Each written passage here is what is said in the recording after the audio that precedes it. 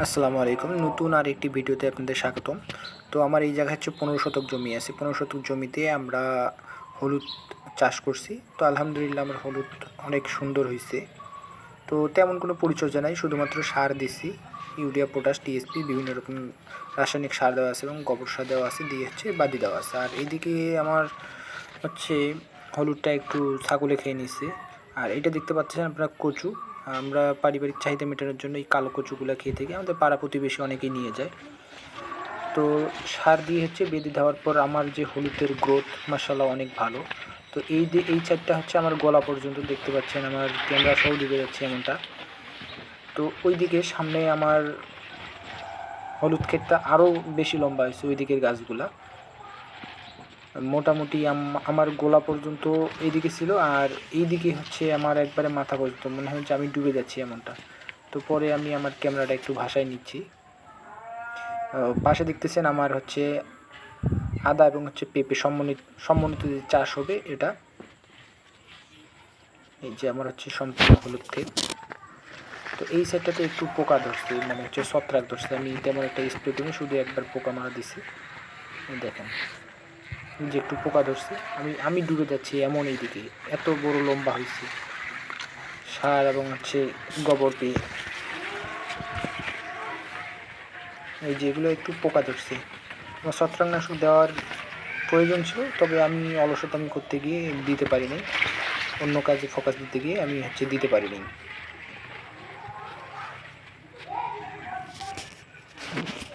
মাশাআল্লাহ গাছ অনেক লম্বা হয়েছে এদিকে, আমি ডুবে যাচ্ছে এমন এক অবস্থা এদিকে। আর এইখানে এক কুকুর আমাকে দেখে ভয় পেয়ে ভোকা শুরু করে দিচ্ছে। এই হলো আমার সম্পূর্ণ প্রজেক্ট। এটা হচ্ছে আমাদের আরেকটা হলুদ ক্ষেত। এখানে মাত্র 2 শতক জমি হবে। তো এইখানে আমরা কোনো প্রকার রাসায়নিক সার ব্যবহার করিনি, শুধুমাত্র জৈব সার দিছি, মানে হচ্ছে গোবর। তেমন কোনো পরিচর্যা নাই এই জায়গায় আমাদের। আপনাদেরকে আমি একটা জিনিস দেখাবো, দেখেন তো চিনেন কিনা।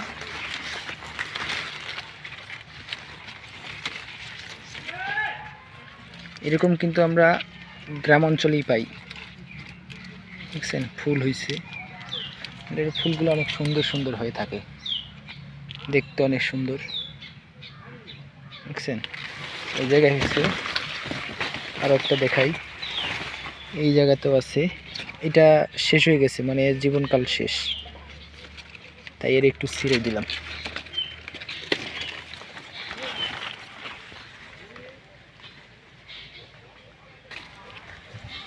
এই যে দেখেন এই জায়গায় আরও আছে একটা।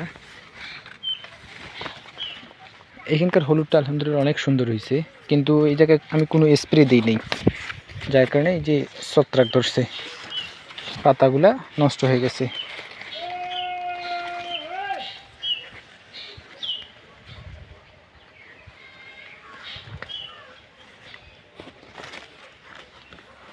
যাই হোক আলহামদুলিল্লাহ আমার এইখানকার হলুদের গাছ ভালো হয়েছে। ইনশাল্লাহ আমি আশা করি যে আমার হলুদও ভালো হবে। এই হলুদ ক্ষেতে আমরা কোনো প্রকার সার প্রয়োগ করিনি, রাসায়নিক সার প্রয়োগ করিনি, শুধুমাত্র গোবর দেওয়া হয়েছে। হ্যাঁ মোটামুটি আছে 2 শতকের মতো, বেশি নেই, 2-2.5 শতক হবে। তো এখানে একটা আছে পুকুর আছে, এটা পরিত্যক্ত পুকুর, এখানে আমরা মাছ চাষ করি না, কোনো কিছু করি না। ইনশাল্লাহ আমি আগামী 1 বছরের মধ্যে এই পুকুরটা মন দেয় এই জায়গায় হচ্ছে হলুদ লাগাবো।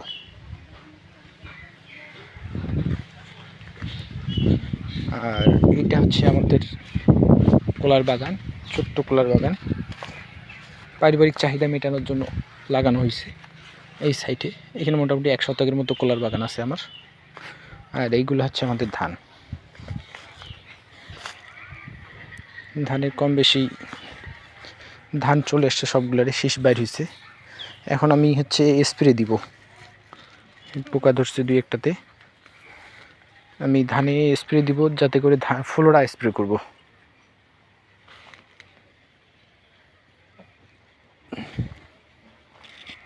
এই যে ধানের পাতান আসার মতো মনে হচ্ছে, যে পাতান ধরছে বেশিরভাগ। তো আমি এখন এই যে ধানের, যাতে করে প্রত্যেকটা ধানের জন্য হচ্ছে দানা হয়ে থাকে, এর একটা ওষুধ দিব।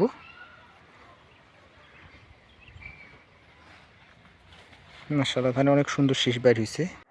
তো সবাই ভালো থাকবেন, সুস্থ থাকবেন। আল্লাহ হাফেজ, আসসালামু আলাইকুম।